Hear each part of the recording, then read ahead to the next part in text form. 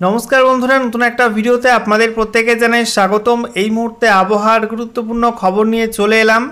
Typhoon Kajiki বা ঘূর্ণিঝড় Kajiki বাংলার দিকে আসছে, তবে অনেকটা সময় নিয়ে আসছে এবং এর জেরে সেপ্টেম্বর মাসের শুরুতেই দক্ষিণবঙ্গ সেই সঙ্গে দক্ষিণ বাংলাদেশ ত্রিপুরার মধ্যে প্রচণ্ড ভারী বৃষ্টি নামবে, সেই সঙ্গে ঝড়ও থাকবে বেশ কিছু অংশে।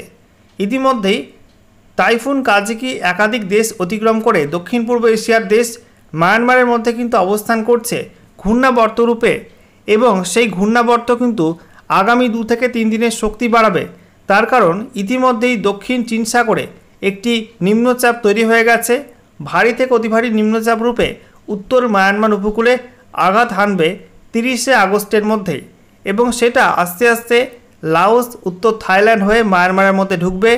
মায়ানমারের মধ্যে ঢুকে সেটা টাইফুন কাজিকি বা ঘূর্ণিঝড় কাজিকির অবশিষ্টাংশ যে ঘূর্ণাবর্ত তার সঙ্গে মিশে গিয়ে বঙ্গোপসাগরের মধ্যে প্রবেশ করবে। বঙ্গোপসাগরে ঢুকে পড়ে কিন্তু অনেকটা শক্তি বাড়িয়ে ফেলবে এবং তার জেরে সেপ্টেম্বর মাসের প্রথম সপ্তাহে দক্ষিণবঙ্গে নামবে দুর্যোগ, সঙ্গে দক্ষিণ বাংলাদেশ ত্রিপুরার মধ্যেও কিন্তু ভয়ঙ্কর লেভেলের বৃষ্টিপাত হতে পারে, সেই সঙ্গে ঝড়ও থাকবে বেশ কিছু অংশে। তো আজকের ভিডিওতে আমরা বিস্তারিত আলোচনা করব যে টাইফুন কাজিকি বাংলায় কোন দিক দিয়ে আসবে এবং কবে নাগাদ বৃষ্টিপাত শুরু হবে, ভারী বৃষ্টি, একই সঙ্গে ঝড় থাকবে কোন কোন অংশে, কোন গতিপথে এটা আগামীতে এগোবে, সমস্ত কিছু আপনাদেরকে পরপর দেখানো হবে এই ভিডিওটির মাধ্যমে। তো ভিডিওটি ভালো লাগলে এবং ইনফরমেটিভ বলে মনে হলে অবশ্যই আপনারা ভিডিওটি একটি করে লাইক করে দেবেন, অবশ্যই ভিডিওটি প্রচুর শেয়ার করবেন। সেই সঙ্গে নতুন দর্শক হয়ে থাকলে লেটেস্ট ভিডিওর আপডেট সর্বপ্রথমে পাওয়ার জন্য চ্যানেলটিকে সাবস্ক্রাইব করে নিয়ে পাশে থাকা বেল আইকনে ক্লিক করে অল নোটিফিকেশান অপশানটিকে অন করে রাখবেন। লেটেস্ট আপডেট আপনারা সবার প্রথমে পেয়ে যাবেন।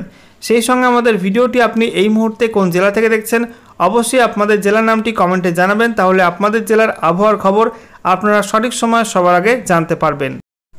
বন্ধুরা, প্রথমে আমরা দেখে নেব আজকে এই মুহূর্তে লেটেস্ট স্যাটেলাইট ইমেজ কি আপডেট দিচ্ছে।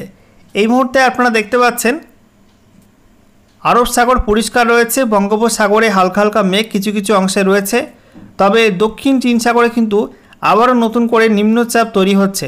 দেখতেই পাচ্ছেন দক্ষিণ চীন সাগরে ভারী মেঘের অবস্থান রয়েছে এবং ইতিমধ্যে একটা নিম্নচাপ অঞ্চল কিন্তু তৈরি হয়ে গেছে দক্ষিণ চীন সাগরের এই অংশে। প্রচণ্ড ভারী মেঘ কিন্তু উপকূলের দিকে এগোচ্ছে। শীঘ্রই নিম্নচাপ শক্তি বাড়িয়ে গভীর নিম্নচাপ এবং তারপরে অতি গভীর নিম্নচাপ রূপে প্রায় ঘূর্ণিঝড়ের মতো শক্তি নিয়ে আছড়ে পড়বে উত্তর ভিয়েতনামে এবং তারপরে উত্তর ভিয়েতনামের পরে লাওস এবং তারপরে উত্তর থাইল্যান্ডে প্রবেশ করে মায়ানমারের মধ্যে কিন্তু মিশবে টাইফুন কাজিকির অবশিষ্ট ঘূর্ণাবর্তের সঙ্গে। ইতিমধ্যে আপনারা দেখতে পাচ্ছেন মায়ানমারের মধ্যে অবস্থান করছে টাইফুন কাজিকি সিস্টেম, তার জন্য মায়ানমারের বেশ কিছু অংশে ভারী মেঘ রয়েছে এবং বৃষ্টিপাতও কিন্তু হচ্ছে বজ্রবিদ্যুৎ সহ। অন্যদিকে আমরা দেখতে পাচ্ছি পার্শ্ববর্তী বাংলাদেশের মধ্যে কিন্তু বিক্ষিপ্তভাবে মেঘ তৈরি হয়েছে এবং দক্ষিণবঙ্গে কিন্তু আংশিক মেঘলা আকাশ রয়েছে। বন্ধুরা, এবারে অনলাইন ওয়েদার সিস্টেম থেকে আপনাদেরকে দেখাবো কোন পথে এগোবে টাইফুন কাজিকির অতি ভারী নিম্নচাপ এবং কোন পথ দিয়ে বাংলার দিকে প্রবেশ করবে। দেখুন বন্ধুরা, ইতিমধ্যে আজকে শুক্রবারে নিম্নচাপ কিন্তু আস্তে আস্তে পশ্চিম উত্তর পশ্চিম দিকে সরছে এবং এই মুহূর্তে দক্ষিণ চীন সাগরে কিন্তু অবস্থান করছে নিম্নচাপটি। এটি আজকে রাতের দিকে আরও উত্তর পশ্চিম দিকে সরে চীনের যে হাইকিউ দ্বীপ রয়েছে তার একদম কাছে অবস্থান করবে এবং দেখতে পাচ্ছেন ওই সময় কিন্তু দক্ষিণ চীন সাগর প্রচণ্ড উত্তাল হয়ে উঠবে। একই সঙ্গে উত্তর ভিয়েতনাম উপকূল জুড়ে প্রচণ্ড হারে বৃষ্টিপাত হবে এবং থাকবে ঝড়। এরপরে আমরা দেখতে পাচ্ছি শনিবার 30শে আগস্ট এটা কিন্তু আরও শক্তি বাড়াচ্ছে এবং গভীর নিম্নচাপ থেকে অতি গভীর হবে এবং তারপরে উপকূলের কাছে এসে উত্তর ভিয়েতনামের কাছে এটা কিন্তু আছড়ে পড়তে পারে 30শে আগস্ট শনিবার সন্ধ্যা থেকে রাতের মধ্যে। দেখতে পাচ্ছেন রাতের মধ্যে কিন্তু ল্যান্ডফল হচ্ছে উত্তর ভিয়েতনাম দিয়ে। তারপরে আমরা দেখতে পাচ্ছি রবিবার 31শে আগস্ট নাগাদ এটা আস্তে আস্তে এটা কিন্তু প্রবেশ করছে লাওসের মধ্যে। তারপরে আমরা দেখতে পাচ্ছি রবিবার দিনভর লাওসের ওপর দিয়ে এটা কিন্তু আস্তে আস্তে উত্তর থাইল্যান্ডের মধ্যে প্রবেশ করছে এবং তারপরে আমরা দেখতে পাচ্ছি রাতের মধ্যে থাইল্যান্ড এবং সংলগ্ন মায়ানমারের বর্ডারের দিকে যাচ্ছে সিস্টেমটা। এরপর আমরা দেখতে পাচ্ছি 1 সেপ্টেম্বর সোমবার এটা মায়ানমারের মধ্যে প্রবেশ করছে এবং টাইফুন কাজিকির যে অবশিষ্ট ঘূর্ণাবর্ত ছিল তার সঙ্গে মিশছে। এরপরে দেখুন বন্ধুরা এটা কিন্তু ওই সময় শক্তি কিছুটা বাড়াবে। শক্তি বাড়িয়ে এটা মায়ানমারের মধ্যে প্রবেশ করে মায়ানমারের যে সিটোই বন্দর রয়েছে তার কাছে অবস্থান করবে এবং আস্তে আস্তে বঙ্গোপসাগরের মধ্যে কিন্তু প্রবেশ করতে শুরু করবে। দেখতে পাচ্ছেন, একটু জুম করে আপনাদেরকে দেখাবো যে দক্ষিণ পূর্ব বাংলাদেশ এবং সংলগ্ন অঞ্চলে বঙ্গোপসাগরের মধ্যে প্রবেশ করবে এবং ওই সময় কিন্তু বঙ্গোপসাগরের উত্তরাংশ এবং উত্তর পূর্বাংশ প্রচণ্ড উত্তাল হয়ে উঠবে। সেই সঙ্গে প্রচণ্ড ঝড় থাকবে এবং বৃষ্টিপাতও কিন্তু থাকবে ওই অঞ্চলে।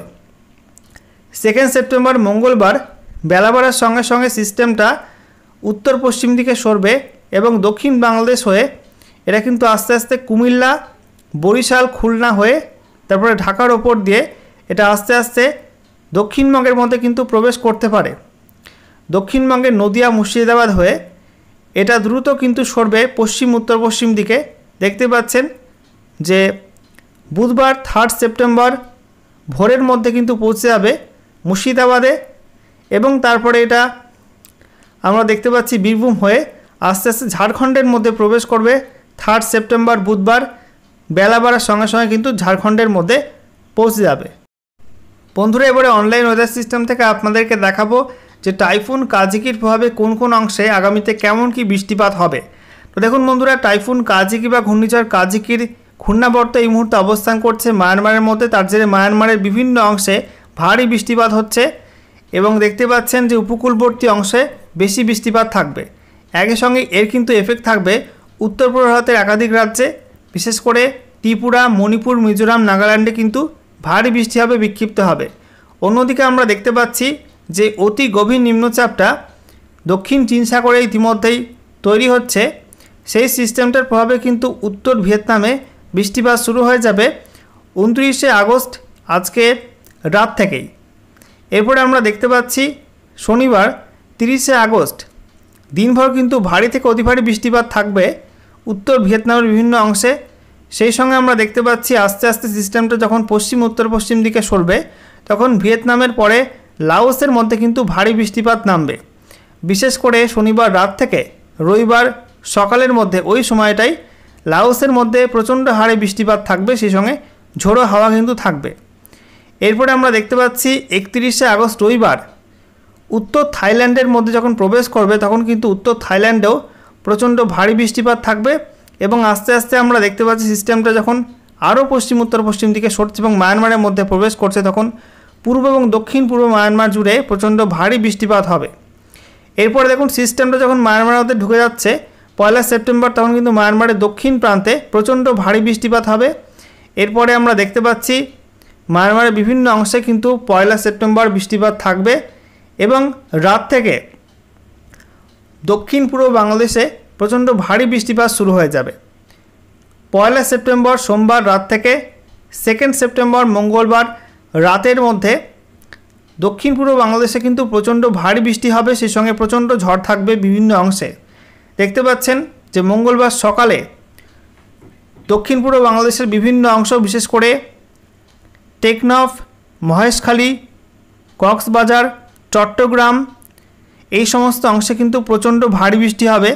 একটু জুম করে আপনাদেরকে দেখাবো টেকনাফ, এদিকে আপনারা দেখতে পাচ্ছেন মহেশখালী, তারপরে থানচি, রাজস্থলী, হাটহাজারি, ঠিক আছে, এই সমস্ত অংশ, ফটিকচারি উপজেলা এই সমস্ত অংশে কিন্তু প্রচণ্ড ভারী বৃষ্টিপাত হবে এই সিস্টেমের প্রভাবে।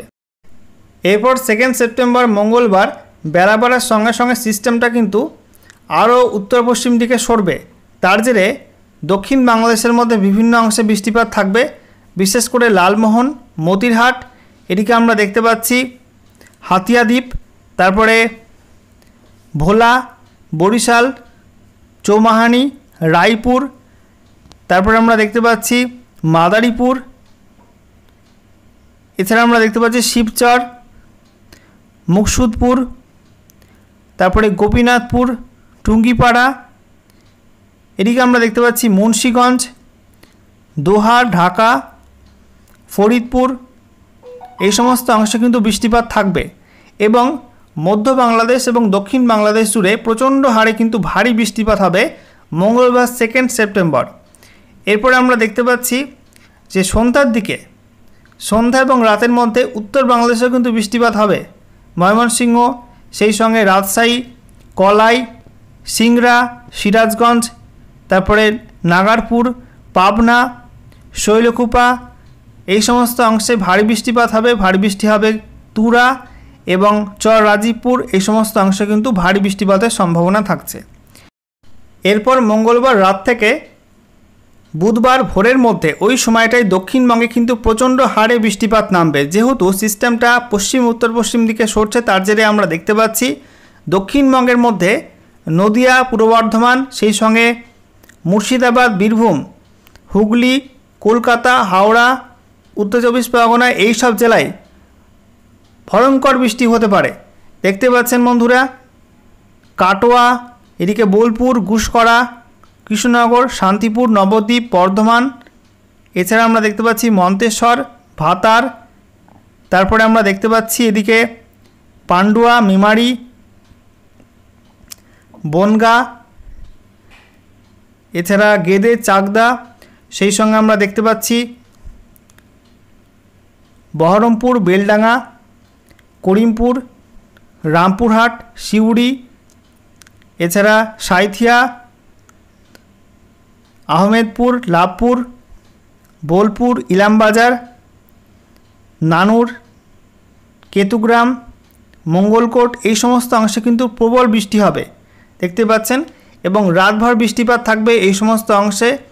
এরপর আমরা দেখতে পাচ্ছি বুধবার 3 সেপ্টেম্বর সকালের দিকে মুর্শিদাবাদ, মালদা, বীরভূম এবং সেই সঙ্গে নদিয়ার উত্তর সাইড, পূর্ব বর্ধমান, পশ্চিম বর্ধমান জুড়ে প্রচণ্ড ভারী বৃষ্টি হবে। সেই সঙ্গে ঝোড়ো হাওয়া কিন্তু থাকবে এই অঞ্চলগুলোতে। একটু জুম করে আপনাদেরকে দেখাবো নলহাটি, এদিকে জঙ্গিপুর, আজিমগঞ্জ, বহরমপুর, বেলডাঙ্গা, ডোমকল, তারপরে আমরা দেখতে পাচ্ছি করিমপুর, এদিকে আমরা দেখতে পাচ্ছি ভগবানগোলা, লালগোলা, সাগরদিঘি, তারপরে নলহাটি, মুরারাই। এরপর বুধবার 3 সেপ্টেম্বর বেলা বাড়ার সঙ্গে সঙ্গে সিস্টেমটা আরও উত্তর পশ্চিম দিকে দ্রুত সরবে। তার জেরে ঝাড়খণ্ডের মধ্যে ভারী বৃষ্টি হতে পারে। সেই সঙ্গে ঝাড়খণ্ড লাগোয়া পশ্চিম বর্ধমান, সেই সঙ্গে বীরভূম, মালদা এবং পুরুলিয়া, বাঁকুড়া জেলা কিন্তু বিক্ষিপ্ত হবে ভারী বৃষ্টি হবে। এবং তার পরবর্তী সময়ে যখন সিস্টেমটা আরও পশ্চিম উত্তর পশ্চিম দিকে সরে যাবে, তখন কিন্তু ঝাড়খণ্ড এবং সংলগ্ন দক্ষিণ পূর্ব মধ্যপ্রদেশ এবং দক্ষিণ পূর্ব উত্তরপ্রদেশের মধ্যে কিন্তু ভারী বৃষ্টিপাতের সম্ভাবনা রয়েছে।